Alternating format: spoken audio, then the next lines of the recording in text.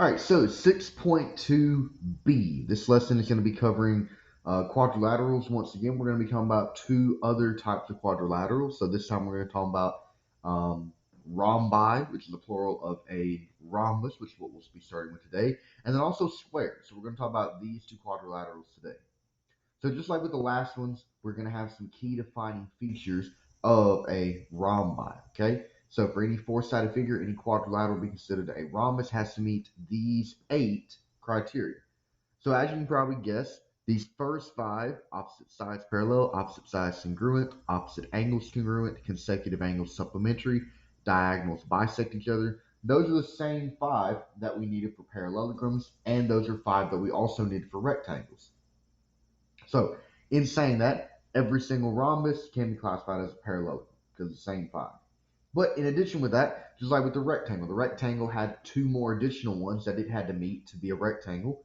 A rhombus has 3 more additional ones that it has to meet in order to be considered a rhombus. Okay, so number 6 has to have 4 congruent sides. Now, normally we think of a square being a four-sided figure that has all 4 congruent sides, and that's true. But another one that also has 4 congruent sides is a rhombus. Okay, number 7 is that the diagonals are perpendicular. So the diagonals are going to be perpendicular. Well, what that means, keep in mind, perpendicular lines are lines that create right angles. So if the diagonals right here, if they are perpendicular, that means that where they intersect at this point right here, there must be right angles created all around. So that's what I mean for the diagonals to be perpendicular. And then number 8, the diagonals are going to bisect opposite angles. Okay, so what that means over here? Well, we already know from number 3 that opposite angles are congruent. So this whole angle right here in the bottom left is equal to this whole angle up here in the bottom right. And so now if we add in number 8 with it, then that also means that whenever this diagonal cuts it in half, right here, then we have these halves are all equal to each other. So that's going to be the 8 characteristics for a rhombus. Now let's look at a few examples. All right, so example 1. We're given this rhombus to work with, and we're told that if the measure of angle RST, so that's this top left angle right here, if it has a measure of 67 degrees, find the measure of RSW.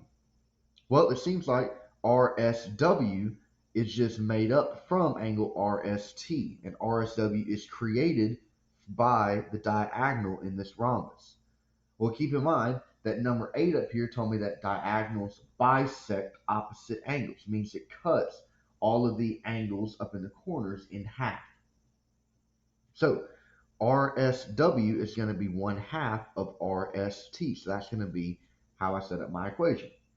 So I'm going to take half of RST. Angle RST is 67. So we take half of 67 degrees, and we'll get 33.5 degrees for our measure of angle RSW. All right, let's look at example 2. Find the measure of angle SVT. So SVT, this thing right here, if the measure of angle STV is 135. All right, so with this one, there's a few different ways we can think about tackling it, okay? So we know at the moment that the entire top right angle, angle STV, has a degree measure of 135. Well, if we think back up here, number 4 tells me that consecutive angles are supplementary, meaning that angles that are right after each other, if we go around the shape, will be equal to 180. So then I can make the statement then that angle STV, 135 right here, and angle RVT or TVR, this bottom right angle down here, that if I was to add this angle plus this angle, my two right side angles, they'll equal 180. So if I just do a little bit of math over here, angle RVT is equal to 180 minus 35. So this whole thing is going to be 45 degrees. But now keep in mind, I'm looking for angle SVT, and SVT is part of RVT, but it's not the whole thing. So SVT is also created by one of the diagonals, meaning that it must be half of the whole angle. So angle SVT will be 1/2 of angle RVT, which has a measure of 45 degrees. So angle SVT will have a degree measure of 22.5 degrees. All right, next up, example 3. If the measure of angle SWT is 2x plus 8 degrees, find x. Well, again, dealing with a rhombus, angle SWT is an angle that is created by the diagonals intersecting at this point W. Well, keep in mind, up here, it said in number 7 that diagonals are perpendicular, meaning they create right angles. So wherever the two diagonals intersect with one another, right angles are created. So this 2x plus 8 must be a right angle. So if I want to go through and solve for x, I could say 2x plus 8 is equal to 90. Subtract my 8, 2x is equal to 82.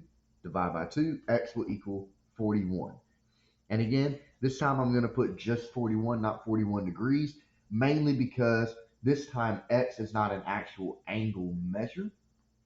X is instead just a value that I was solving for. Okay? Example 4.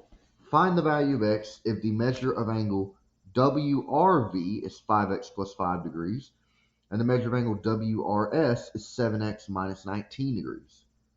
Well, if we look, WRS and WRV are both pieces of the big angle SRV. Okay? Well, number 8 up here tells me that diagonals bisect opposite angles, meaning that each of the angles in the corner of the rhombus is getting cut in half. So that means that not only are 7x minus 19 and 5x plus 5, not only are they both pieces of the same angle, but they are equal halves of the same angle. So these two half angles will be equal to each other, so I'll set them equal to each other. 5x plus 5 is equal to 7x minus 19. Subtract 7x and I get negative 2x. Subtract 5 and I get negative 24. Go through and solve it. Solving for x, I get x is equal to 12. All right, so now we're going to continue with squares, okay? So squares, they are basically kind of like everything from a rectangle and a rhombus. We combine that together to get a square, okay? So we have 10 properties that we have to meet in order for a quadrilateral to be considered a square. So the first 5 are the same for a parallelogram. Opposite sides parallel, opposite sides congruent, opposite angles congruent, consecutive angles supplementary, and diagonals bisect each other. Okay? Same first 5 for parallelogram, for rectangles, for rhombi, and for squares. But then we have 5 more additional ones that I have to meet in order to be considered a square. And again, a square is basically combining a rectangle and a rhombus. So number 6, a square has to have 4 right angles. Okay? 4 right angles in the corners, just like a rectangle. Number 7, in a square, the diagonals must be congruent. Again, just like in a rectangle. Number 8, a square must have 4 congruent sides. So this is just like a rhombus, 4 congruent sides. Number 9, the diagonals must be perpendicular. So once again, just like a rhombus. So where they intersect, right angles are created all around. And number 10, the diagonals are going to bisect the opposite angles. So again, just like a rhombus, which if we combine numbers 6 and 10 together, so number 6 saying that they have 4 right angles, number 10 saying that the diagonals bisect the opposite angles, or just bisect the corner angles, really is what we're saying, then that means that when a diagonal goes through an angle in a square, then what's left is 2 45-degree angles. Okay? Because if the diagonal is cutting a right angle in half, the resulting angles must be 45 degrees. So, a lot of stuff we have to pass in order to be considered a square. Let's look at some examples now. All right, so example 1. If the measure of angle AED is 5x plus 5 degrees, find x. Well, angle AED, that's created from the diagonals intersecting. And keep in mind that number 9 up there said diagonals are perpendicular. So that means that AED must be a right angle because perpendicular lines create right angles. So we'll set 5x plus 5 equal to 90. Subtract 5, we get 5x is equal to 85. Divide by 5, and we get x is equal to 17. All right, example 2. If the measure of angle BAC is 5x degrees, then we need to find x.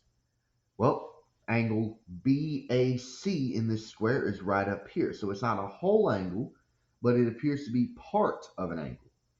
So up here we learned that from numbers 6 and 10 combined, that the diagonals in a square are cutting a right angle in half.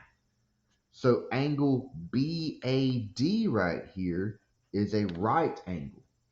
And angle BAC is part of that right angle. And more specifically, according to number 10, angle BAC is exactly half of that right angle. Well, half of a right angle is going to be 45 degrees. So if I want to solve for x, I just say 5x is equal to 45, divide by 5, and I get x is equal to 9. All right, examples 3 and example 4, they're going to be a little bit more difficult, and they're going to require us to call on a little bit more information, a little bit more outside information. So let's look at example 3. We're told that if MH, which is a side in the square, has a length of 8, then we need to find the length of AH, and AH is one of the diagonals. So for this one, we had to kind of call on a little bit of outside information, okay? So I've got MH, and I'm looking for AH right here. Okay, just keep in mind, in a square, we're going to have right angles all around. And also in a square, we're going to have every side is equal. So if MH is 8, MA is 8, as well as AT and TH. So let's just for a second, let's scribble out some of this square. So I'm just going to scribble out the bottom part of that square. Now, as you see, when I scribble out part of that square, what I'm left with now is a right triangle. It's a right triangle. So to solve for this one, we're going to have to think a little bit back to some trigonometry stuff that we maybe saw in algebra. And one of those things being the Pythagorean theorem. So the Pythagorean theorem told me that in a right triangle, if I have the lengths of either both legs or a leg and a hypotenuse in a right triangle, I can figure out the remaining side using Pythagorean theorem. So in this right here, I've got the legs. The legs are the ones that make up the right angle. So I'm going to plug in my legs into the Pythagorean theorem. So I'll get a squared plus b squared equals c squared. A is 8, b is 8. So 8 squared plus 8 squared equals c squared. I can evaluate 8 squared, so I get 64 plus 64 is c squared. Add them together, I get 128 is equal to c squared. And then if I want to solve for c, which c is going to represent the length of my hypotenuse of my right triangle, or the length of my diagonal in my square, then I take the square root of both sides, square root of 128, square root of c squared, and I'm going to get approximately that 11.3 will approximately equal c. All right, now finally, example 4. So if MS, which is a half diagonal, has a length of 3, and AS, which is another half diagonal, has a length of 3, find the perimeter of the square. So once again, for this, we're going to have to think a little bit outside the box. So we're going to use a similar method what we did last time. So I'm going to scribble out all of the square except for this. So keep in mind the diagonals are perpendicular, which means they create a right angle. So I've got a right triangle up here with leg lengths of 3 and 3. So if I plug in those leg lengths in the Pythagorean theorem, a squared plus b squared equals c squared. So 18 will equal c squared, and 4.2 roughly will equal c. And keep in mind, c in this problem was one side length of the square. And so we needed to figure out what is the whole perimeter of the square. So if one side length is 4.2, then all of them, MH, HT, TA, and AM, are all 4.2. So I can either say 4.2 added together 4 times, or I can just say 4 times 4.2, and overall that's going to equal 16.8, which will be my perimeter.